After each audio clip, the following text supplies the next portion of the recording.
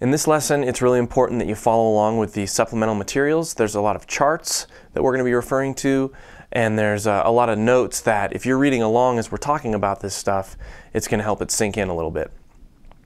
So, tablature. There are 6 lines that represent the 6 strings of the guitar.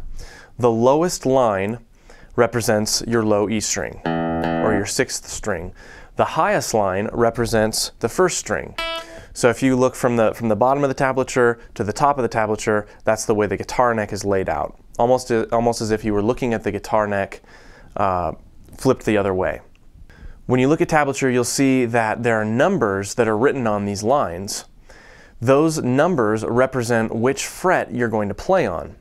So if you see a 2 on the lowest line in tablature, you're going to be playing 2nd fret on your E string.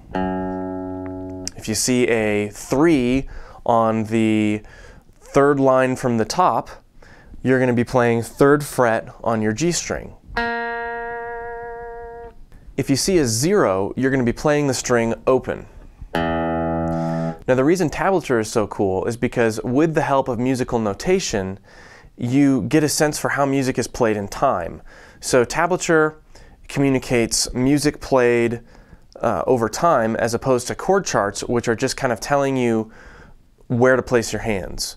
Whenever you're learning a song, whenever you're learning a drill from a lesson, or a lick from a guitar magazine or whatever, this is going to be communicated in tablature.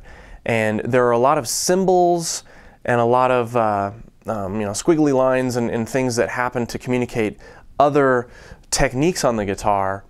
We're not going to worry about going through a whole glossary of that right now. It's more important that you understand the string order and the numbering system that gets you to play the frets that they're communicating to you to play. As we get into more advanced techniques in this lesson series, I'll be explaining the symbols that go along with those things so that you can effectively read the tablature. And if there's a new symbol in the tablature, be sure to look in both the supplemental material as well as look on the tablature itself, because there will likely be notes explaining, if you see a little squiggly line, what that squiggly line means over that note.